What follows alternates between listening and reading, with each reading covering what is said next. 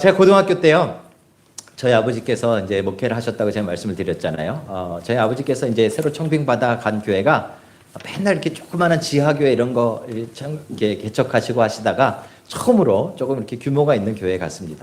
저는 그때가 너무 좋았어요. 그때 비로소 저도 다니면서 목사 아들이다라고 사람들에게 밝히기 시작했습니다. 복음을 증거하기보다는 목사 아들임을 증거하기 시작했던 거죠. 그때 지금도 마찬가지인데요. 여러분, 한국에는 교회들이 진짜 많습니다. 한 건물에 교회가 3개 있는 경우도 있습니다. 그래서 엘리베이터 잘못 누르시면 딴 교회 가는 거예요. 교회들이 한 건물에 막 3개씩 있고 그렇습니다. 제가 2014년, 2015년 한국 통계청 에서 조사한 결과인데요. 한국의 교회 또는 기독교 단체가 55,767개가 있답니다. 등록된 게. 이게 어느 정도 숫자인가 잘 모르시죠? 김밥집보다 많고요. 분식집보다 많답니다. 심지어는 동네마다 있는 편의점보다도 교회가 많답니다. 대단하죠? 제가 고등학교를 다닐 때도 그렇게 조금 동네 교회들이 많았습니다. 교회들이 많다 보니까 약간 이렇게 교회들끼리 이렇게 조금 이렇게 경쟁을 했던 것 같습니다. 특별히 이제 제가 다니던 그 교회는 우리 중고등부 학생만 100명이 넘었어요. 그러니까 이제 조금 이렇게 규모가 있는 교회죠. 그 동네에서 조금 힘 좀 주고 다니는 그런 중고등부였습니다. 그래도 우리가 어른들은 서로 이렇게 경쟁을 할지라도 우리는 그러지 말자 해서 교회 중고등부 담당하는 교육자들과 이 리더들이 모여가지고 연합 집회를 계획을 했습니다. 그래서 중고등부 연합 집회를 처음으로 이제 갖게 된 거죠. 몇백 명 학생들이 모였어요. 굉장히 성공적으로 뭐 재밌기도 하고 뭐 지금으로 말하면 지금으로가 아니죠. 그때는 문학의 밤 뭐 이렇게 불렀는데 지금은 뭐 말도 안 되는 이야기죠. 제목이, 그죠? 어쨌든지 막 이렇게 되게 재밌는 그런 수소들도 넣고 해서 뭐 찬양도 넣고 아주 잘했어요. 그리고 맨 마지막에 어느 목사님이 나오셔서, 누군 정확히 기억은 안 납니다. 저희 아버지 아니고 다른 목사님 한 분이 나오셔서 이렇게 축도를 하셨어요. 축도가 끝나고 조금 일찍 이렇게 축도 끝난 다음에 이렇게 음악이 쭉 나가잖아요. 조금 일찍 고개를 이렇게 들었어요. 저랑 이제 같이 저희 교회 형들이랑 그랬는데요. 목사님 뒤에 3명의 이 학생들이, 고등학생들이 가가지고 목사님처럼 손을 들고 다 이렇게 하고 장난치고 있는 거예요. 그리고 음악이 끝나서 사람들이 눈 뜨기 전에 싹 내려간 거예요. 이런 놈들을 봤나? 우리 교회는 아니고요. 우리 교회 형들이 화가 났습니다. 이놈들을 잡아라. 이런 이 안수받은 목사님만이 할 수 있는 축도를 감히 불경하게 장난스럽게 목사님 뒤에서 손을 들고 까불어 잡아와라 해가지고 이제 막 누군지 막 수색을 했습니다. 결국은 3명의 신상이 다 밝혀졌는데 그 중에 한 명이 이웃교회 목사님 아들이었습니다. 그래서 저희 선배 형들도 여기까지 하자 하고 더 이상 일을 크게 만들지 않기로 두 교회 간에 싸움이 날 수 있으니까 그래서 도리어 저를 앉혀놓고 혀를 ጭጭ차면서 하시는 이야기가, 왜 우리 교회 목사님 아들은 이렇게 얌전한데, 저를 보면서 저를 잘 몰랐던 거죠. 그런데 그놈들은 왜 그러냐 그러고 막 이야기를 하더라고요. 저는 그때 아주 크게 깨달았습니다. 저거는 장난하면 안 되는 거구나. 축도는 이 장난하는 게 아니구나 라는 생각을 했습니다. 여러분, 예배 마칠 때마다 이렇게 목사님들이 이렇게 축도하시잖아요. 이게 뭐예요 도대체? 이건 정말 안수받은 목사님들만 하는 건가요? 아니면 이건 뭐 어떤 뭐 특별하게 이렇게 손에서 뭐가 나가나요? 어떤 제가 연세 드신 권사님한테 들었는데요. 막 주방에서 예배 시간에 예배 안 드리시고 주방에서 일을 하신대요. 일을 하시다가 마지막 목사님 축도하실 때는 빨리 들어서 머리 이렇게 집어넣는데요. 축도는 받아야 된다 그러시더라고요. 이 도대체 뭔가요, 축도는? 보통 저를 포함해서 한국에 있는 목사님들이 예배를 마칠 때 하는 축도, 주로 이제 장로교 쪽에서 이 뭐 베네딕션 또는 축도라고 부르는데요. 이 축도를 할 때는 고린도후서 12장 12절을 가지고 합니다. 그죠? 주 예수 그리스도의 은혜와 하나님의 사랑과 성령의 교통하심이 너희 무리에 있을지어다라는 고린도후서 12장 12절 말씀을 가지고 사실은 축도를 하는 겁니다. 그러니까 목사님 막 이렇게 만들어내는 게 아니라 그 성경 구절을 가지고 기본으로 해서 이렇게 축도하는 것이죠. 이거는 그 사도 바울뿐만 아니라 그 당시에 성경이 완성되기 전에 신약 성경의 근간이 되어지는 편지들, 사도들이 쓴 이 편지들, 이게 하나님의 말씀이잖아요. 그 하나님의 말씀을 받은 성도들에게, 교회에게 마지막으로 복을 전달하는, 그죠? 강복하는, 복을 선포하는 문구가 들어가는데, 그걸 이제 축도라고 부르는 것이죠. 이게 이제 여러분도 이제 하나님의 말씀을 지금 받고 있는 거니까, 예배 가운데서 하나님의 말씀을 받은 자들에게 맨 마지막에 이 축복을 선언하는, 그것이 사실은 이 사도들의 이 축도에서부터, 사도들의 이 축복에서부터 전통이 되어 내려온 것이죠. 그래서 오늘날 목사님들이 그 문구를 가지고 이렇게 축도하는 것입니다. 그렇다면 이 사도들은 그냥 본인들끼리 만들어냈는가? 편지 쓰다 보니까 맨 마지막에 멋있게 쓰려고 한 것인가? 그렇진 않고요. 사도들은 이걸 어디서 가져왔는가 하면 오늘 본문인 민수기 6장에서 이걸 가져왔습니다.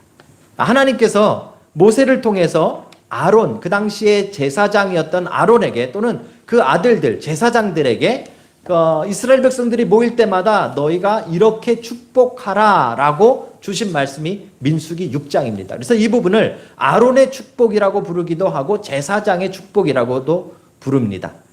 오늘날에 고린도 후서 12장을 가지고 축도를 하는 목사님도 계시지만, 특별히 외국에는 더 많은 분들이 이 민수기 6장을 가지고 축도를 하십니다. 그래서 두 개를 하셔도, 어느 걸 사용하셔도 상관없습니다. 왜냐하면 이 고린도후서 12장은 그 오리진이 바로 민수기 6장에서 왔기 때문에 그렇습니다. 오늘 우리가 이 부분을 이야기하려고 합니다. 도대체 하나님은 왜 이 축도라는 것, 이 축복이라는 것을 왜 아론과 그 아들들에게 선포하라라고 말씀하셨는가? 이게 도대체 우리에게 어떤 의미가 있는가 하는 것이죠. 하나님의 의도를 찾아보려면 오늘 본문이 어디에 있는가를 조금 보시면 되는데요. 혹시 성경이 있으신 분들은 한번 펼쳐서 보시면요, 오늘 본문이 6장 뒷부분에 있습니다. 6장 전반부의 내용은 무엇인가 하면 나시린에 관한 내용입니다. 나시린이 뭐죠, 여러분? 나시린, 제주도 말 같기도 하고. 나시린이 뭡니까? 나시린은 어떤 특별한 기간 동안에 하나님 앞에 내 몸을 완전히 헌신하는 겁니다. 그래서 나는 그 기간 동안에 하나님 앞에 드려졌기 때문에 그 기간 동안엔 머리에 칼을 대지 않습니다. 머리를 자르지 않습니다. 또는 죽은 시신을 만지지 않습니다. 심지어 자기 부모님이 돌아가셨어도 그 시신을 수습하지 않습니다. 왜요? 하나님 앞에 나를 드린 기간이니까. 어떤 사람은 몇 주, 어떤 사람은 몇 개월, 어떤 사람은 몇 년 이렇게 드리게 되겠죠. 그렇죠? 그래서 몸에 털을 깎지 않고 머리카락을 자르지 아니하고 또 시체를 만지지 않는 등, 또 독주를 마시지 않는 등 하나님 앞에 나를 완전히 드리는 것을 나시린이라고 이야기합니다. 누가 생각나십니까? 예? 머리 안 깎았다 그러니까 누가 생각나십니까? 삼손 생각나시죠? 삼손이 대표적인 나시린인 것이죠. 그렇죠? 삼손의 힘은요, 머리카락에서 나온 게 사실은 아닙니다. 머리를 자르지 않는 나시린의 하나님 앞에 서약에서 나온 것이죠. 그렇죠? 그래서 그때는 하나님 앞에 나를 다 드리는 것을 나시린이라고 합니다. 그거를 6장 1절부터 시작해가지고 나시린을 쭉 설명하고 그 다음에 이 축도가 나옵니다. 축복에 관한 말씀이 나옵니다. 그리고 나서 7장에 들어가면 뭐에 대한 이야기가 나오는가 하면 감독들이 하나님 앞에 드리는 헌물, 지금으로 말하면 헌금에 대한 이야기가 나옵니다. 이 위치가 중요합니다. 앞부분은 하나님 앞에 몸을 드리는 헌신, 뒷부분은 하나님 앞에 물질을 드리는 헌물, 그 사이에 이 축복에 관한 말씀이 나오는 거죠. 이게 도대체 어떤 의미가 있을까요? 사실은요, 우리의 신앙을 들여다보시면 굉장한 의미가 있습니다. 여러분들 이렇게 봉사를 하다 보면 어떤 유혹에 빠지는가 하면 내가 하나님 앞에 이렇게 봉사하니까 하나님이 뭐 주시겠지? 나를 복을 주시겠지. 이런 생각을 갖게 되어집니다. 이게 보상심리라고 하는데요. 우리는 신앙에도 이 마음을 가지고 있습니다. 그래서 내가 열심히 봉사하면 봉사할수록 하나님으로부터 뭔가 더 많이 받을 것이라는 생각을 하게 되어지는 것이죠. 그렇죠, 여러분? 안 그런 척 하지 마세요. 그러시잖아요. 그죠? 똑같습니다. 헌금을 많이 하면 할수록 우리가 하나님이 더 많이 주실 것이라는 생각을 가지고 있습니다. 어떤 분이 그러시더라고요. 11조를 내는데 실제로 자기가 100만 원을 안 버는에도 불구하고 50만 원 버는데 자기는 10만 원 11조를 낸대요. 그러면 하나님께서 100만 원을 주신대. 뭐 하나님하고 무슨 또 뭐 계산 또 틀렸나요? 또 퍼센테지? 또 집에 가면 가르쳐 주겠지만 뭐 대충 맞은 것 같은데, 그죠? 미리 10%를 낸 것만큼 하나님이 주신다라는 그렇게 주장하시는 분도 계십니다. 그죠? 이게 우리 마음에 있는 우리 신앙에 깔려져 있는 우리의 연약한 마음이에요. 내가 이만큼 희생했으니까, 봉사했으니까 내 삶을 하나님이 책임져 주시겠지. 내가 하나님 앞에 이만큼 드렸으니까 하나님이 돌봐주시겠지. 그죠? 근데 여러분, 이것이 올바른 신앙은 아니에요.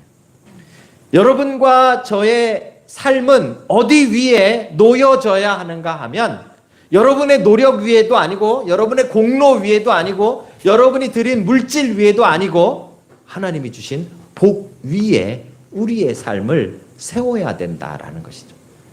우리의 삶의 파운데이션은, 우리의 삶의 근간은, 우리의 삶의 기본은 여러분의 노력도 아니고요, 여러분의 수고도 아니고, 여러분의 실력도 아니고, 여러분의 능력도 아니고, 여러분의 물질도 아니고, 뭐라고요?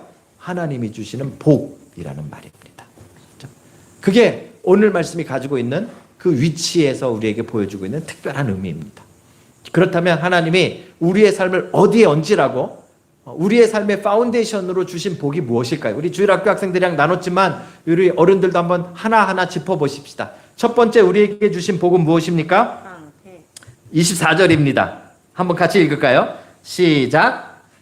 여호와는 내게 복을 주시고 너를 지키시기를 원하며. 네, 너를 지키시기를 원하며. 하나님이 주시는 복 가운데 첫 번째가 무엇인가 하면 우리를 향한 하나님의 프로텍션입니다. 하나님이 우리를 보호해 주신다는 것이죠. 우리의 삶을 어디에 얹어야 되는가 하면, 우리의 삶의 파운데이션이 뭐가 되어야 하는가 하면 하나님의 지켜주심 위에, 하나님의 보호하심이 우리의 삶의 기초가 되어야 된다라고 이야기하고 있는 것입니다. 여러분 한번 생각해 보세요. 민수기 지금 이 말씀을 받고 있는 이스라엘 백성들은 400년 동안 애굽에서 살았습니다. 그죠? 400년 동안 애굽에서 살 때는 잘 몰랐습니다. 애굽이라는 나라가 워낙 크고 워낙 제도가 잘 돼 있었기 때문에 그 안에서 그냥 그렇게 살면 되는 줄 알았습니다. 그런데 그곳을 탈출해서 광야로 나왔더니 광야는 상황이 다릅니다. 광야라는 단어는, 그죠? 뭐 사막 또는 뭐 아무 것이 없다, 뭐 이런 의미도 있고요. 더 중요한 거는 사람이 살기 적합하지 않은 곳, 이 광야입니다. 그죠? 지금 거기에 이스라엘 백성들이 쭉 서 있는 겁니다. 언제 맹수가 나타날지도 모르고 언제 어떤 부족이 쳐들어올지도 모르는 상황이 광야라는 것이죠. 그죠? 거기서 이스라엘 백성들의 삶을 어디를 의지하고 무엇에 그 삶을 얹어야 될까요? 하나님의 보호하심 위에 얹으라는 겁니다. 그래서 하나님께서 첫 번째로 복을 선포하실 때, 복을 선언하실 때 하나님께서 우리를 보호하신다, 우리를 지키시기를 원한다라는 복을 말씀해 주고 있는 것입니다. 우리 처음에도 기도했지만 튀르키예, 옛 터키에 지진이 났습니다. 제가 이 설교를 준비할 때 타입 칠 때요, 목요일 날이었나요? 그때 타입을 칠 때 숫자를 확인했는데 8,000명이 사망했습니다. 그리고 밑에 연합뉴스에서 기사가 나왔습니다. 2만 명이 다다를 수 있다. 근데 오늘 아침에 확인했더니 2만 4천 명이 돌아가셨습니다. 그렇죠? 오늘 밑에는 WHO인가요? 거기서 이렇게 나왔어요. 20만 명이 그 잔해 속에 깔려 있을 수 있다. 이게 말이 되는 숫자입니까? 20만 명이면요, 거의 웰링턴 도시에 있는 인구의 반이에요. 그렇게 많은 사람들이 지금 잔해 밑에 깔려 있을 수 있다는 거죠. 여러분 뉴스 보셨잖아요. 뭐 9일 동안 막 정말 그 밑에 깔려 있던 아이, 열 몇 살 된 아이, 9살 된 아이, 어떤 아이는 자기가 거기 뭐 깔려 있는지도 모르고 며칠 만에 이렇게 구해냈는데 막 웃고 있어요. 그 안에서 아기를 출산한 분도 계세요. 잔해 밑에서. 아기만 살았어요. 탯줄 달린 아기만. 그 엄마도 죽고 그 아빠도 죽고. 끔찍하지 않습니까? 우리가 살고 있는 세상 안전하지가 않습니다. 여러분 지진 이야기를 들으니까 웰링턴 사람들은 특별히 우리는 더 불안해요. 그렇죠? 우리는 경험이 있거든요. 몇 년 전에 웰링턴도 꽤 크게 흔들렸습니다. 그렇죠? 그리고 굉장히 많은 건물들이 무너지기도 하고 금이 가기도 하고 위험에 빠지게 되어졌죠. 그렇죠? 그때 여러분들 제 주변에 있던 사람들이 뭐라 그랬는지 아십니까? 아, 이 웰링턴 살 곳이 못 된다. 어디로 가자? 오클랜드로 가자. 제가 지난번에 오클랜드 갔다 죽을 뻔했습니다. 마지막 내려오는 그날 비가 쏟아져 가지고요. 4분 돌아가시고 지금 뭐 천 몇천 채가 뭐 천 몇백 채가 지금 뭐 사람이 들어갈 수 없는 상황이어 가지고 다 지금 대피소에 나와 있는 상황입니다. 그런데 거기에 또 100년 만에 한번 올까 말까한 역대급 사이클론이 지금 오늘 도착한답니다. 안전한 곳이 있을까요?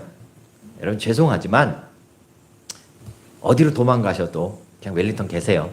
어디로 도망가셔도 다 마찬가지입니다. 다 마찬가지.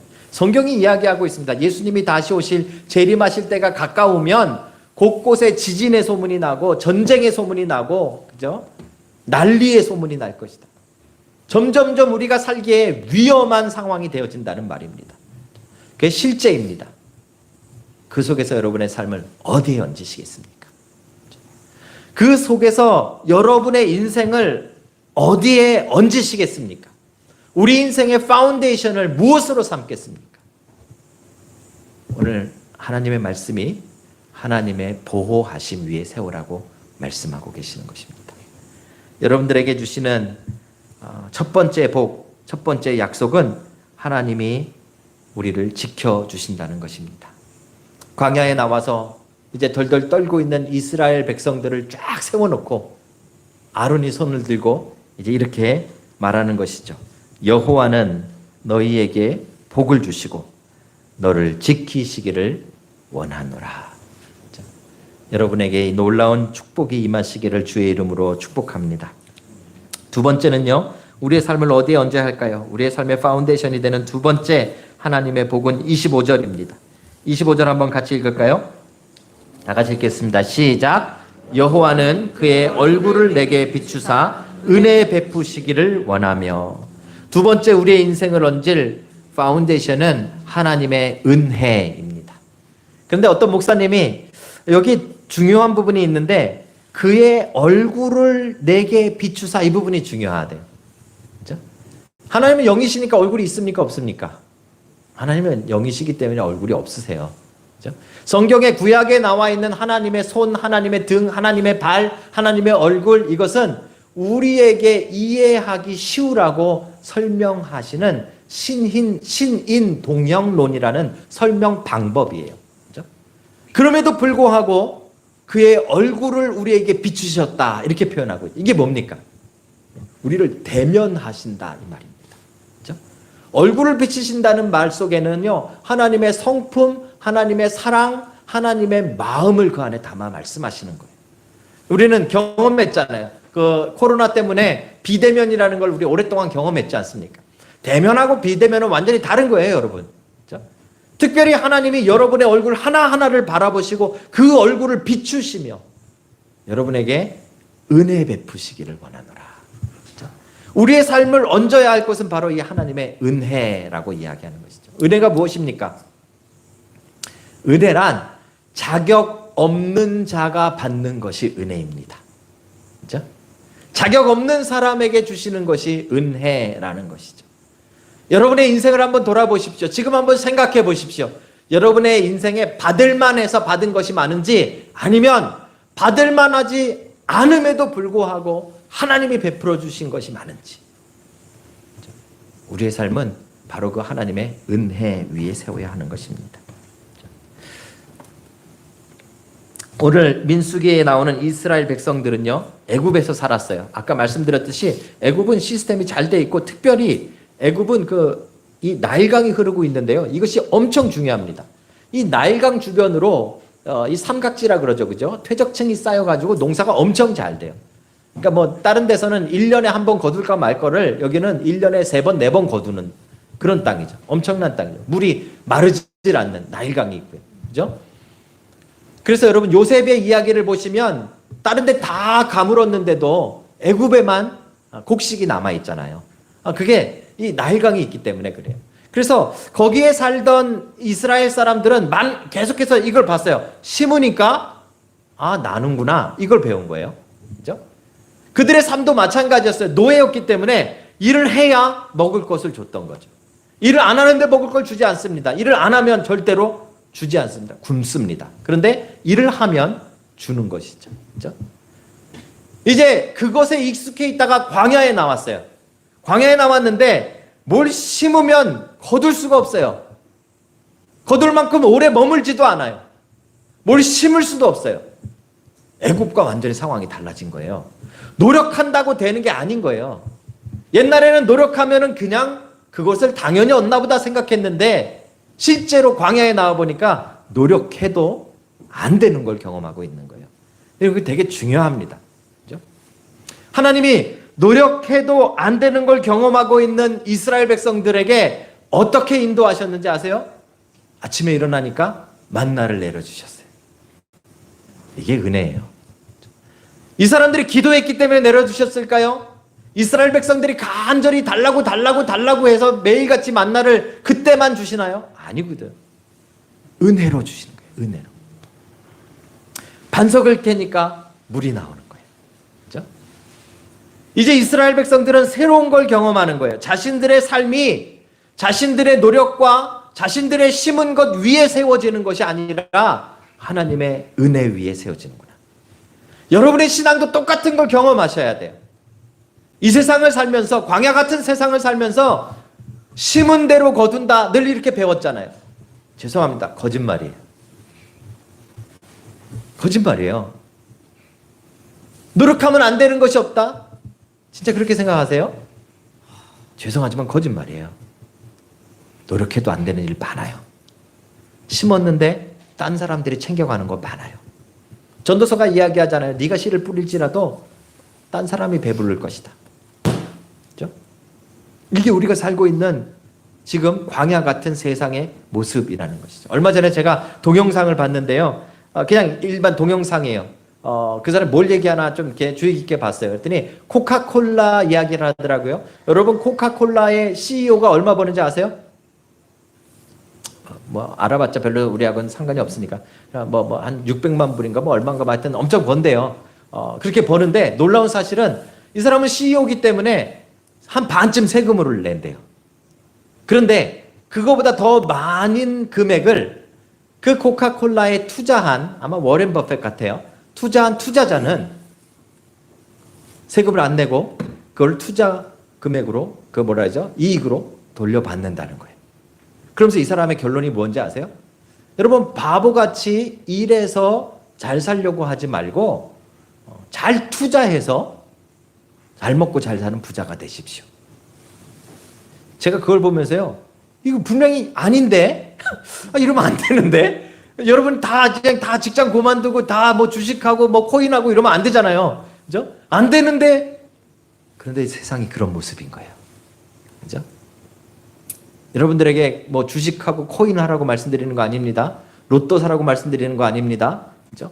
이 세상, 우리가 살고 있는 세상은 광야처럼 우리가 심지만 우리가 못 거두는 일들이 많다라는 걸 말씀드리는 겁니다. 그렇기 때문에 여러분의 인생을, 여러분의 노력, 여러분이 심은 것, 여러분이 투자한 것, 여러분의 것에다가 세우시면 안 된다고 말씀드리는 겁니다. 우리가 의지하고 우리의 인생을 세우고 우리의 인생의 파운데이션이 되어줘야 하는 것은 무엇인가 하면 바로 하나님이 값없이 주시는 은혜라는 것이죠. 그 은혜 위에 여러분과 제 인생을 세우는 놀라운 은혜가 있기를 주의 이름으로 축복합니다. 오늘 민수기의 백성들을 광야에 세워놓고 이제 아론이 손을 들고 하나님 앞에서 이렇게 축복합니다. 여호와는 그의 얼굴을 내게 비추사 은혜 베푸시기를 원하며. 여러분들에게도 이 하나님의 은혜가 가득하시길 주의 이름으로 축복합니다. 마지막입니다. 세 번째, 우리의 삶의 파운데이션은 무엇인가? 26절에 있습니다. 26절 한번 다 같이 읽겠습니다. 시작. 여호와는 그 얼굴을 내게로 향하여 드사 평강 주시기를 원하노라 할지니라 하라. 아멘. 좀 어렵습니다. 읽기가. 그죠? 저도 읽을 때 뭘 하나 자꾸 빼먹는가 하면 여호와는 그의 얼굴을 내게로 향하여 드사, 이걸 자꾸 빼먹습니다. 이게 뭔가 하면 하나님께서 이 얼굴을 누군가를 주목해서 이렇게 돌려서 이렇게 쭉 빼서 보시는 모습을 그린 것 같아요. 그죠? 이게 어떤 그림일까 제가 생각을 해봤는데요. 우리 맨 뒤에 보시면 우리 은지자매랑 우리 태어난 온유가 있는데 이게 온유 소리인가요? 아닌가요? 깜짝이야. 예, 온유가 막 태어났을 때 병원에서 이제 퇴원해가지고 집에 갔을 때 제 아내랑 제가 신방을 갔어요. 신방을 갔는데 애가 세상 모르고 자는 거예요. 너무 편안하게 자고 있는 거예요. 깨우고 싶을 정도로 막 자고 있는 거죠. 근데 그 자고 있는 모습을 저도 제 아내도 또 엄마 아빠도 그냥 고개를 이렇게 쭉 빼가지고 이렇게 보고 있는 거죠. 이렇게. 그 모습이에요. 그 아이의 평강. 하나님께서 여러분들 하나하나를 향해서 주목하시고 하나님의 모든 관심을 쏟아서 여러분들에게 주시는 평강. 그게 오늘 본문에 나와 있는 약속하신 평화, 평강이라는 것입니다. 히브리 말로 평화를 뭐라고 말할까요? 평강을. 여러분 잘 아는 단어인데 제가 말씀드리면 에이 그거 이럴 텐데